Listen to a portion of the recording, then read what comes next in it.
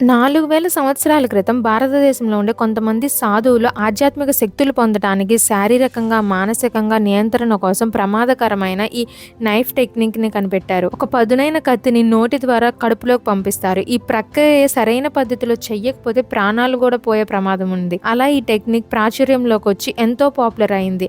అలా ఇండియా నుంచి China, Japan, రోమ్‌కి కూడా స్ప్రెడ్ అయింది.